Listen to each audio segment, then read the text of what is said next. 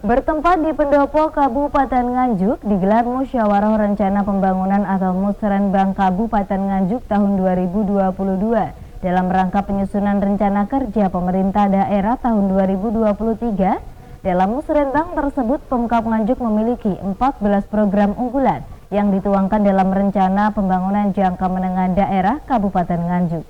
Di Kabupaten Nganjuk tahun 2023 secara resmi dibuka. Bertempat di Pendopo, Kabupaten Nganjuk, digelar Musyawarah Rencana Pembangunan atau Musrenbang Kabupaten Nganjuk tahun 2022 dalam rangka penyusunan Rencana Kerja Pemerintah Daerah atau RKPD tahun 2023. Musrenbang yang diikuti oleh peserta terdiri dari instansi vertikal di Kabupaten Nganjuk, organisasi perangkat daerah se-Kabupaten Nganjuk, dan Ketua DPRD Tatit Heru Cahyono, beserta anggota DPRD Kabupaten Nganjuk, serta seluruh camat sekecamatan yang ada di Kabupaten Nganjuk. Dalam Musrenbang tahun 2022 ini, pemerintah Kabupaten Nganjuk mengambil tema meningkatkan kemandirian ekonomi dan kesejahteraan masyarakat dengan penguatan SDM berkualitas, potensi unggulan daerah, pembangunan infrastruktur, dan reformasi birokrasi. Di kesempatan tersebut, PLT Bupati Nganjuk Marhaen Jumadi menyampaikan, Pemkab Nganjuk memiliki 14 program unggulan yang dituangkan dalam Rencana Pembangunan Jangka Menengah atau RPJMD Kabupaten Nganjuk.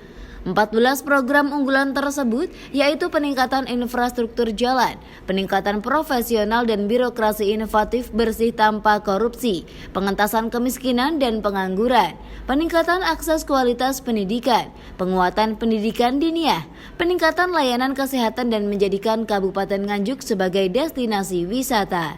RKPD tahun 2023. Memang kita kepingin di RKPD itu betul-betul seperti yang dimau oleh masyarakat, tidak melanggar aturan, karena SPD itu sekarang maknanya luar biasa untuk pemerintahan. Itu sebagai keywordnya. Ada nggak di SPD? SPD itu nanti di RKPD ini. Maka tadi saya sudah sampaikan, RKPD itu satu, anggaran-anggaran dan seterusnya.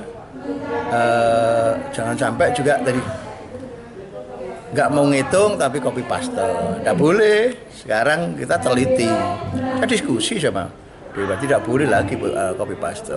Yang kedua, semua kegiatan mungkin pokir atau mungkin dari pemerintah daerah harus betul-betul dilihat urgensinya.